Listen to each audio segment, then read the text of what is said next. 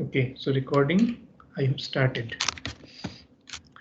So now let's see that how you will start one simple program, right?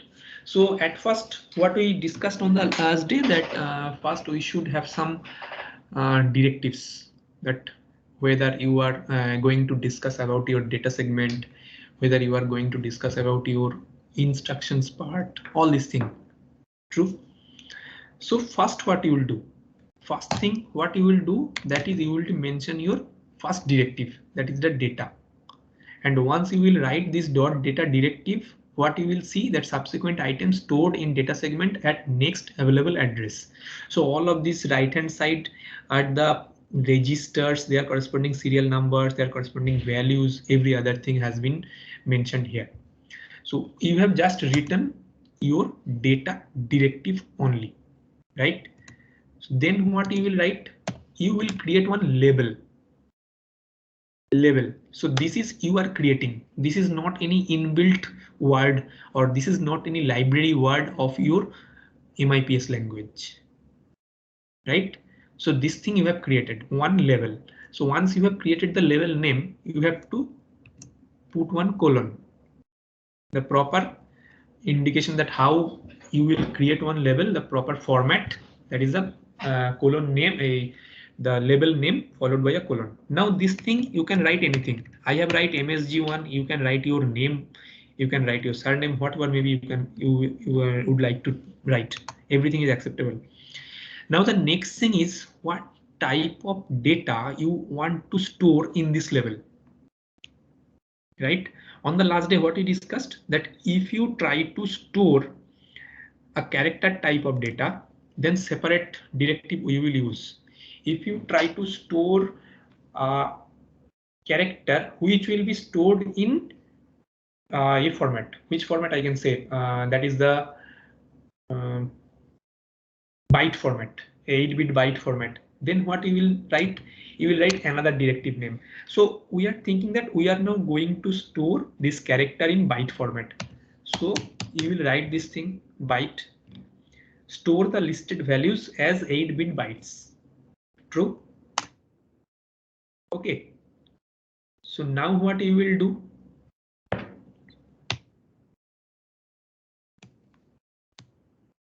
Better to move this byte from here to here. Is here, no problem. Okay, and then what you will do? You will then put your .txt segment, text. Here you will write your subsequent instructions.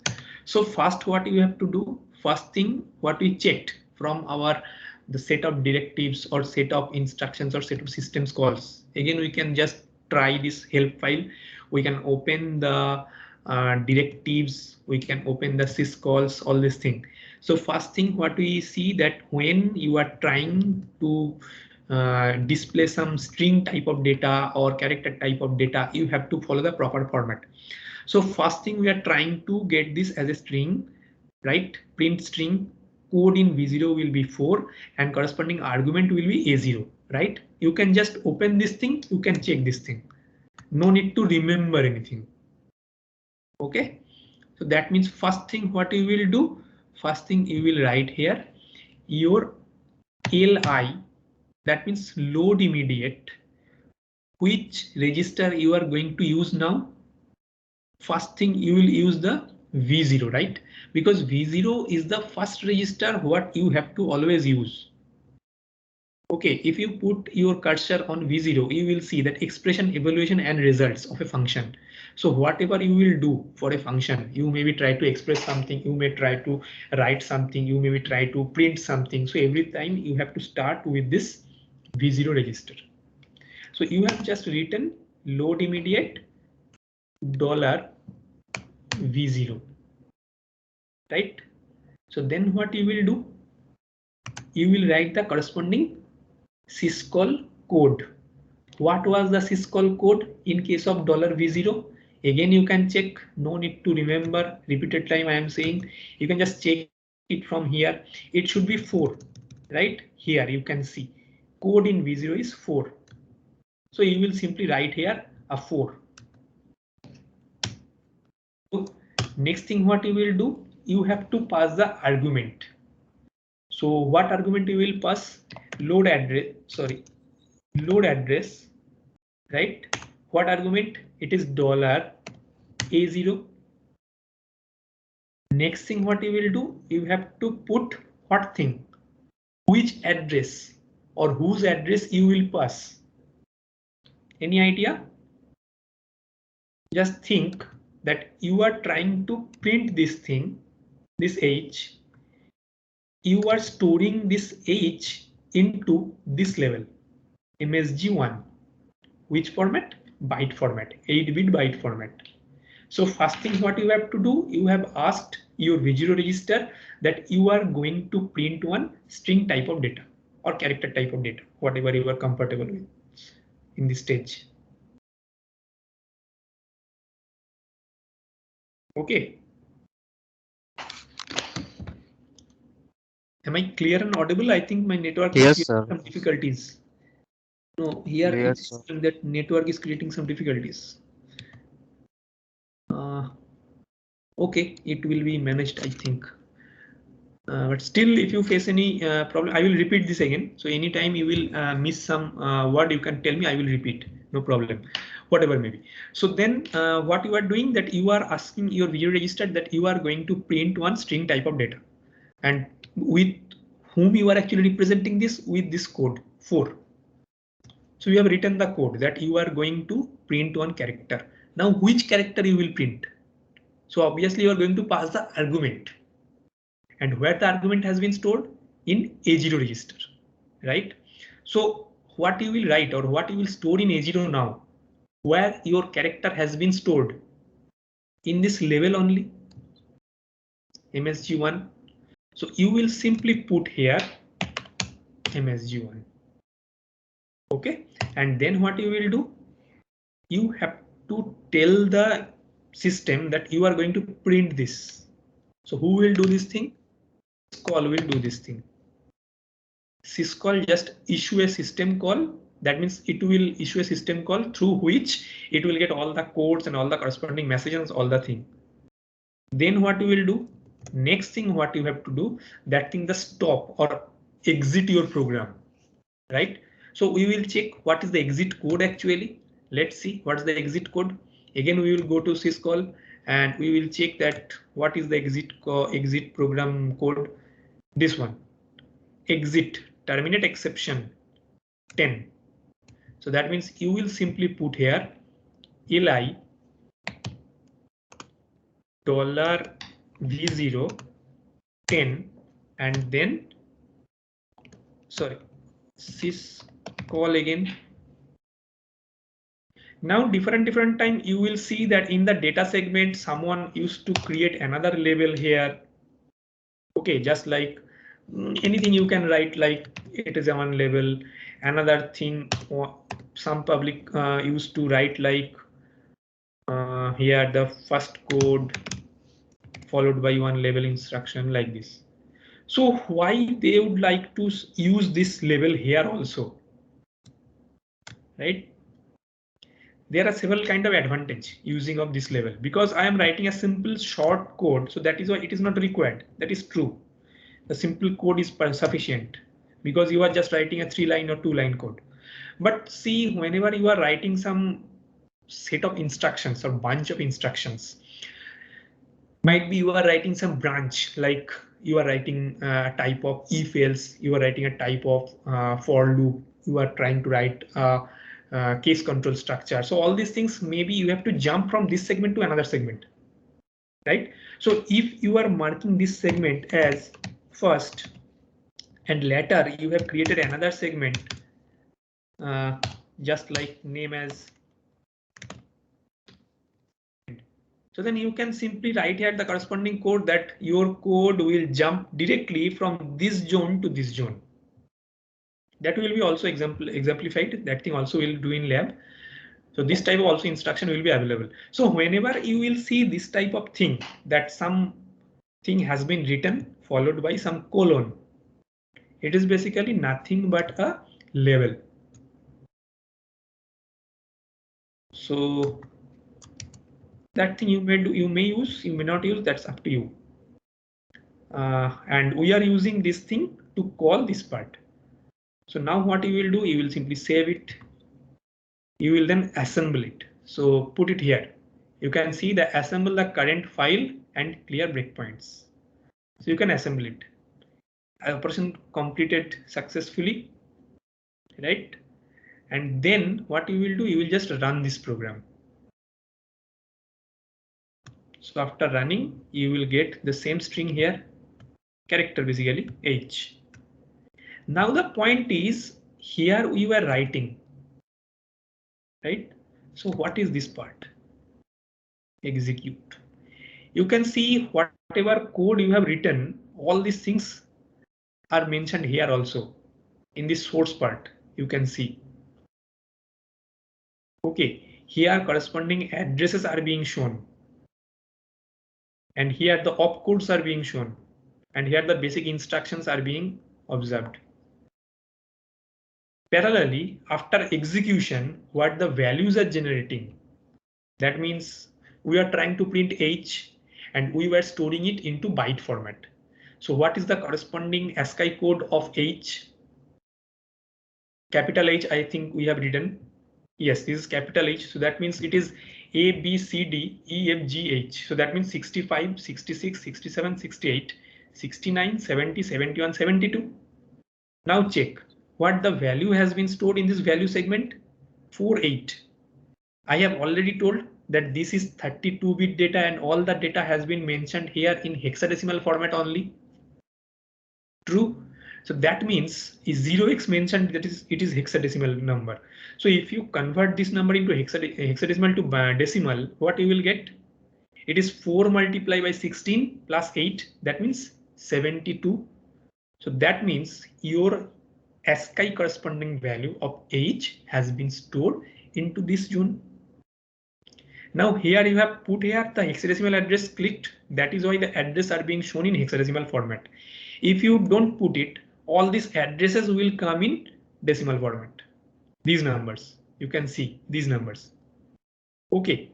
Now another thing, these are hexadecimal values. So these values right now is represented in hexadecimal format. If you uncheck it, it will be seen as decimal format. True. That means 72. You can see this one. I hope you can see 72. Then again you will click it. It will convert it into this hexadecimal number. And finally, if you put it like ASCII, the ASCII value will be represented like your 32-bit data. You are storing it into 8-bit byte format. So that means first 8-bit has been used to store it in this H format or to write as H. I hope you understand. And as I am not using any other text, that is all the others is 000. So everything is crystal clear. You can see everything in front of your eye. That is the true point of this programming. Okay, that is the flavor of this program actually, that if you explore or if you try to identify that what is happening behind your program, you can see everything. Okay, another thing I would like to show you. I have just assembled that program and I have run the program as a whole. You can do one thing parallelly also. First, you can assemble from here. Then you can go to this button. You can check that this play button along with the one has been written. That is actually run one step at a time. So if you press this button parallelly, after which step, how the values of the registers are being changed, everything you can see. Let's check.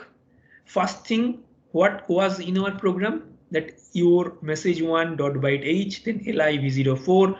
So from here your instructions are being stored, right? So first actually once you will write this assembly programming, assembler actually first will be active and it will convert this type of code into machine code.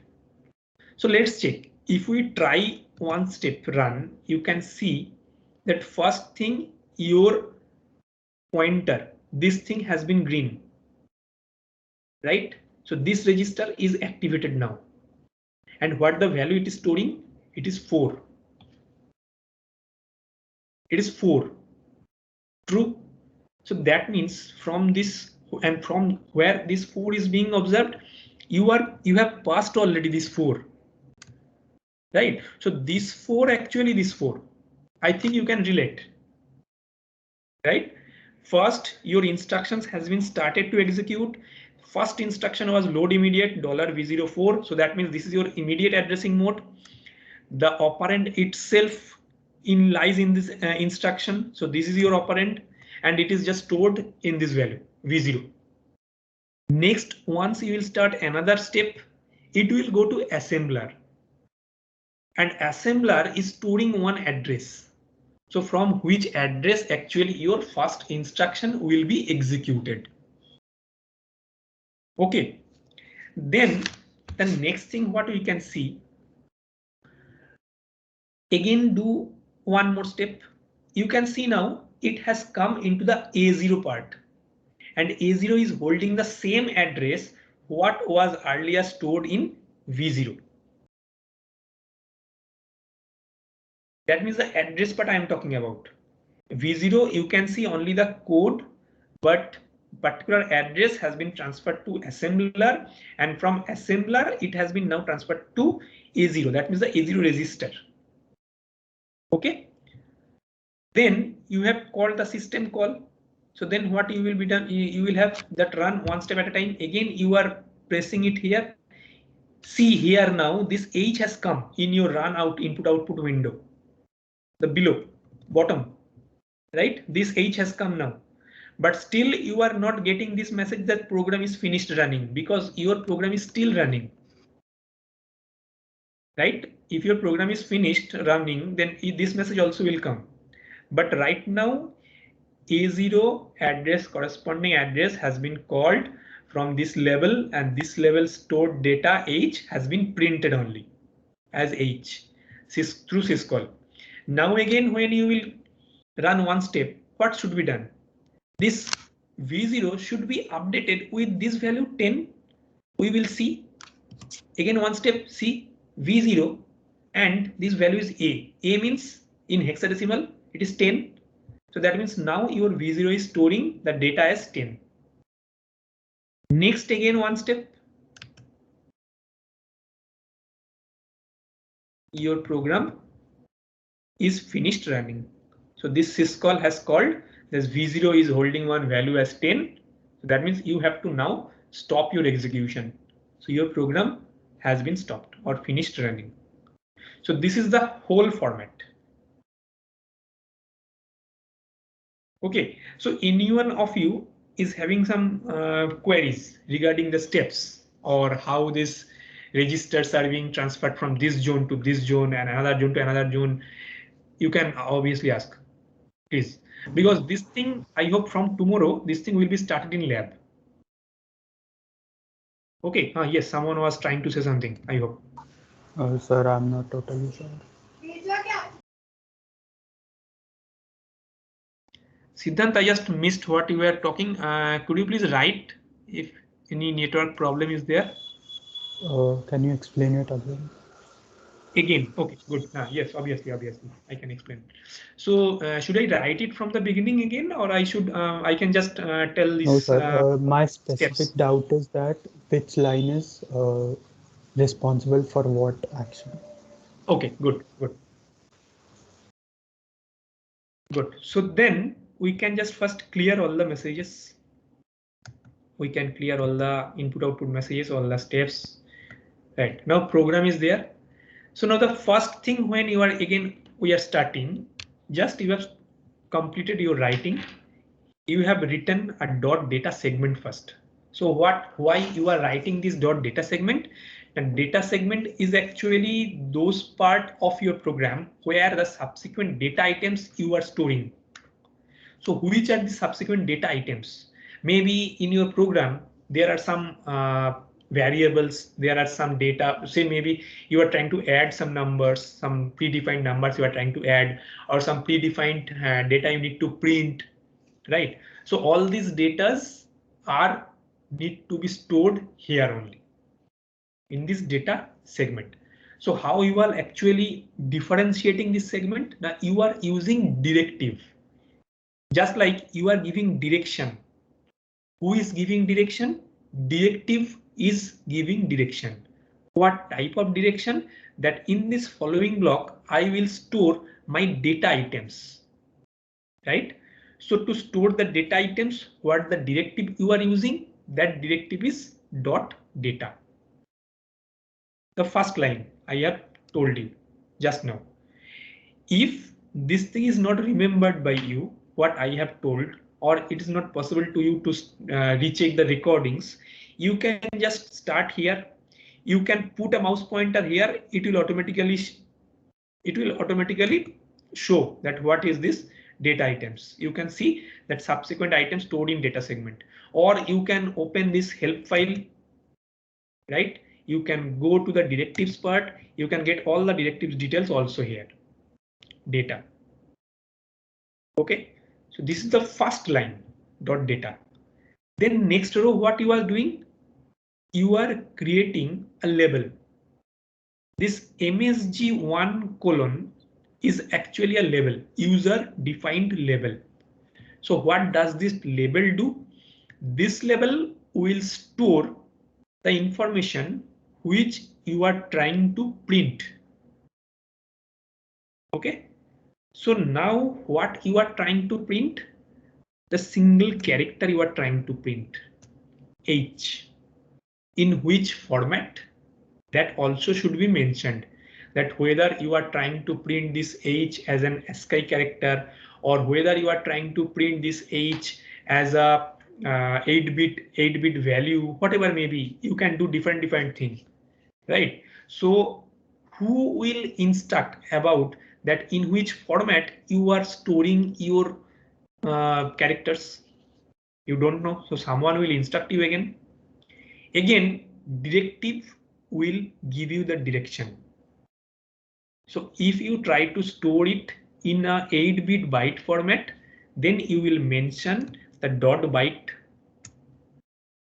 If you try to mention it in ASCII format, then it should be written as ASCII. Sorry, I have written ASCII. Here you can see ASCII has two options. One is store the string in data segment. Another is store the string in data segment and add null terminator. So these two differences we will discuss again in lab. One is coming with Z, that is a null terminator. That means after the character will be printed, there will be one null terminator. That means you have terminated your printing like this. Or if you don't use this null terminator, then maybe some whenever you will do some next programming, this after this part your next string will be started like this. So that is the point, that one terminator you are using, there is a null terminator, and you are not using any null terminator. So that is the difference between ASCII and ASCII Z. Okay, so right now our target is to store this H as byte format. We have simply written the byte. True. Next, you are going to mention which letter you are going to print. So here I have taken the letter as H. You can take anything, any values, no problem. For example, I have taken this H. Okay, so now you are going to the most important part of this MIPS programming. What is the most important part of any program? Obviously the instructions, very common. So where you are writing these instructions? In the .txt block or in the .txt directive. So if you go again here in this .txt, you will see that subsequent items in parentheses instructions. Previously it was subsequent items in parentheses data. So I hope you can understand the difference between data and instruction, right? So these instructions should be mentioned here. So now what should be your first instruction? What should be your second instruction? So all these things will come gradually. So if you are trying to do anything with some integer type of data, you have to check corresponding syscall code which can access the integer type of data. From where you will check? Again, you will just open your help file. You will go to directives. You will go to syscall, sorry, and you will check which is responsible to print integer. You can see print integer, that is 1. So in case of h, if you try to print any integer value, right, you have to take this code like 1. True. We are taking this zone print string, so that is why 4. You can say that, sir, this is simple character, why you are taking this h.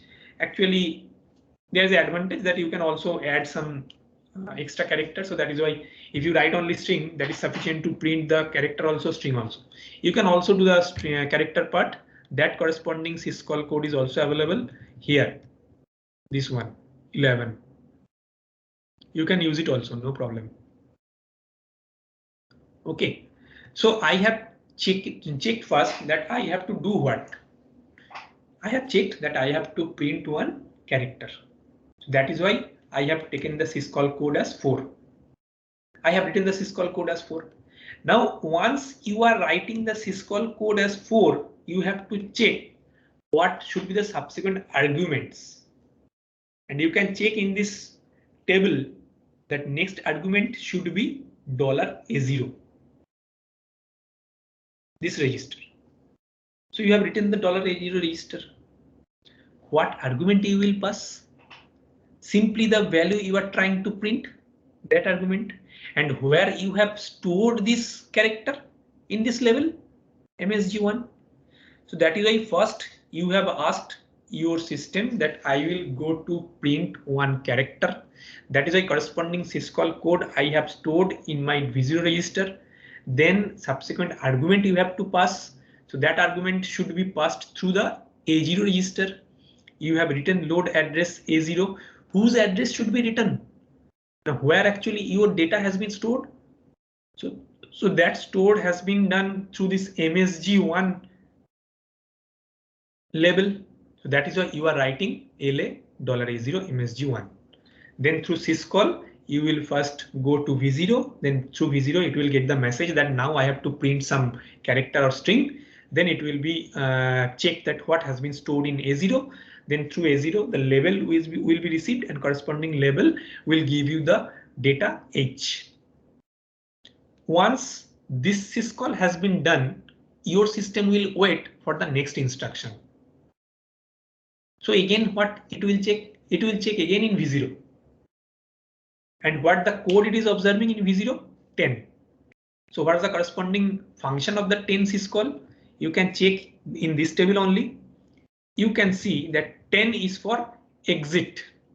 So once it is observing that 10 has been written, so through syscall, it will pass this message that your program has terminated or your program has finished running, something like this. Okay, so then this thing will be done. And finally, your program will be finished running. So that is the whole thing. So I will suggest that I hope that I have uploaded this PPT, what we were discussing on the last day, this PPT. Let me have a look in this LMS. If I have already uploaded, then you can start this small programs today if you are interested, because from tomorrow everyone will start, we will start this in lab. Okay, so let me just confirm it whether I have uploaded this PPT or not. No, I have not uploaded. So right now I will upload it.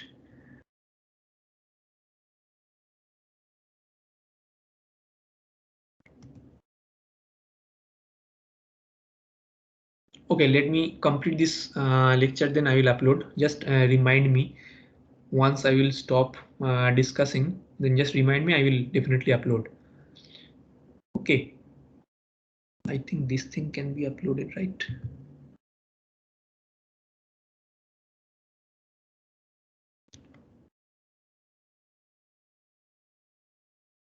Yes, this thing can be uploaded. True. So this material along with your help file will give you the sufficient data based on which you can do your programs. And any students, I am not talking about that only which batch I am taking the class.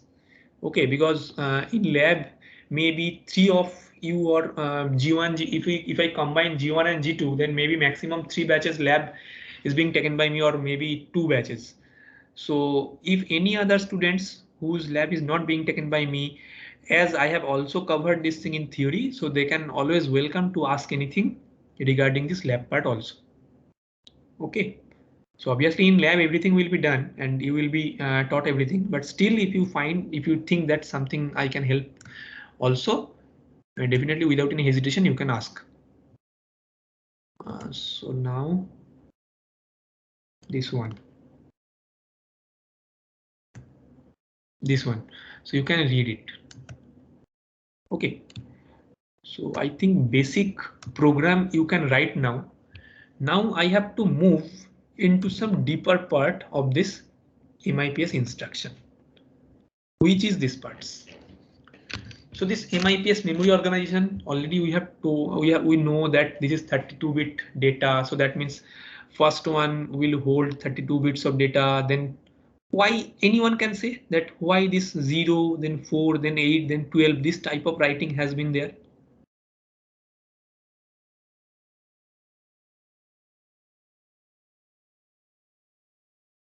Any idea? You are just trying to mention the data width. Okay, and what we have said that your MIPS has a data bit width of 32 bits. 32 bits.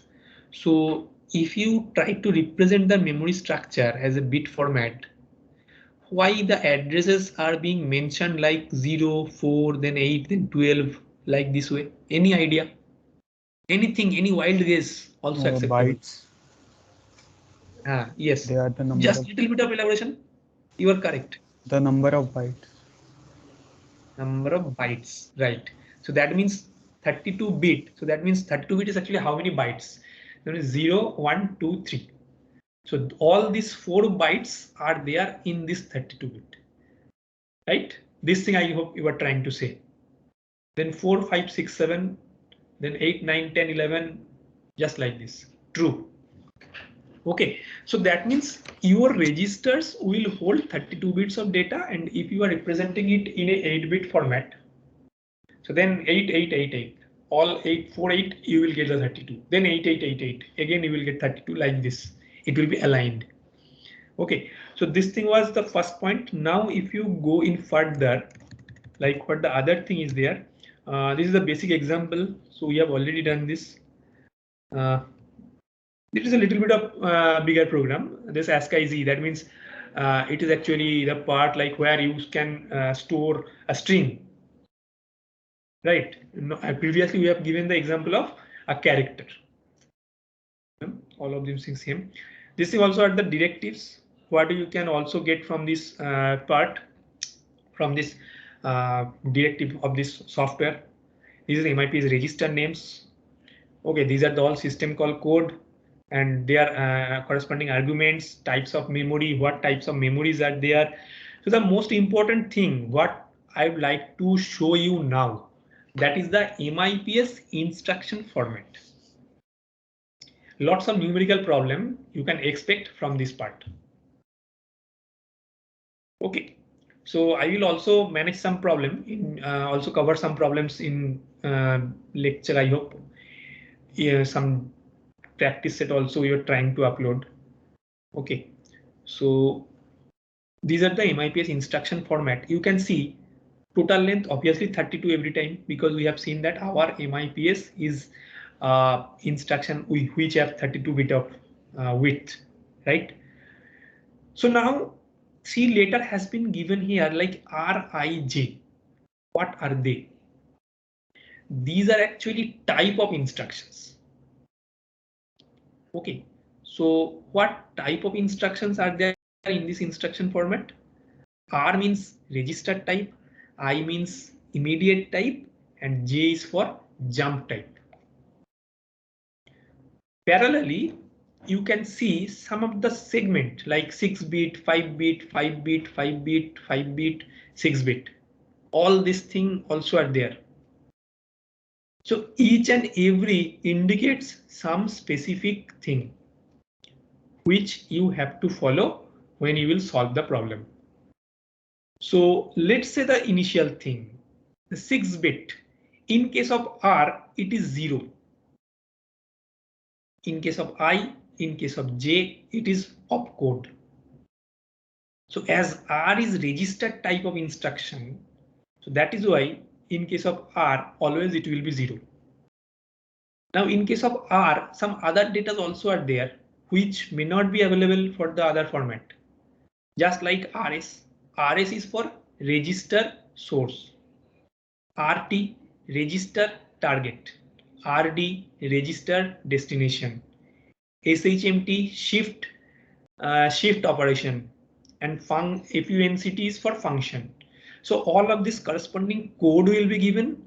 You may be required to identify the actual address of this instruction. And this address will be counted in 32-bit format.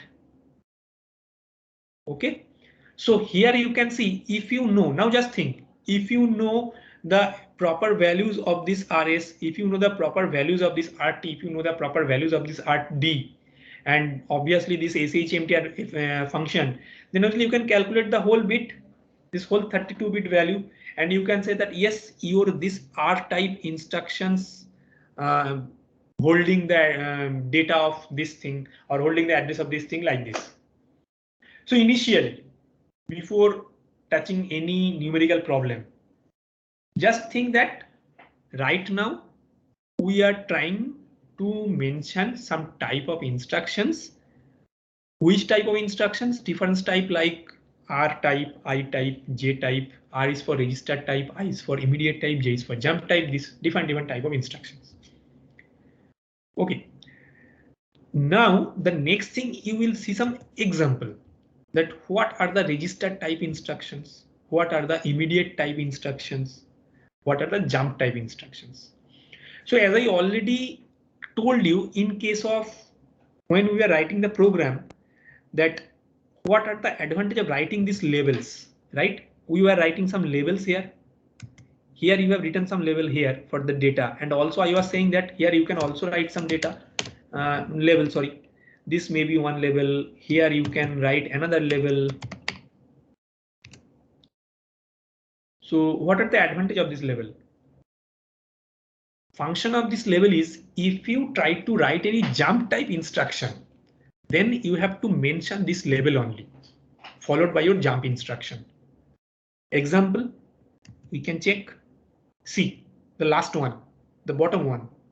Jump type instruction, unconditional. J is for your jump instruction and then label. So once you will write a J, it will take like jump and it will go to the corresponding level. This is unconditional jump. That means it will just go to into that section. Fine. Next one, another type of jump instruction is jump and link. That is why JAL. Okay, JAL, jump and link. So that was unconditional and it will create one link. Maybe some loop you are using and you need to go into any specific location repeated times. That means you will jump and create link. That thing will be repeated. Once you will not ask your assembler that you have to complete it and you have to exit from this particular part, it will be continued just like this. So that is the example of jump and level. So we have just discussed first the last one, jump type. Then parallelly you can just see the other one. Register type is very common type of thing. Whenever you are writing the add followed by 3 register, that means one is your source register, another is your target register, another destination register.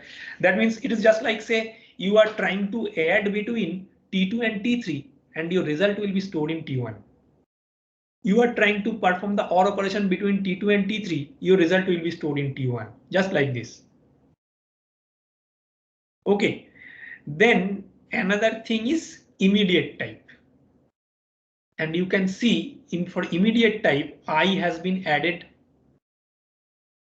Okay, branch and branch 0. So these are also immediate type, but they are branch instruction. So that means immediate branch instruction.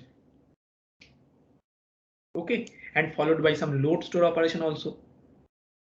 So here you can see every time some operand is associated. This one, here this label, that means where you will go, that thing also an operand, because you are creating this thing. It is not system dependent. I hope you understand. Okay, so this type of different. Yes. In add I, only one operand is there and $T2 is there. So Yes, how will the yes, value yes. of that? So here actually this one add I $T1, $T2, 3, 4, 5. So whenever you are writing this instruction, that means T1 is your target. There you will store your result. So who are your operand? One operand has been stored in T2 and another operand is 3, 4, 5. So it will just like calculate as T1 is equal to content of T2 plus 3, 4, 5. But since it is immediate addressing, how will it access the content of T2? Yes. So here when you will see that this immediate type and T2 is here, you can remember T2 is actually register. T2 is not any particular location, right? Register means not separate processor registers in register addressing mode.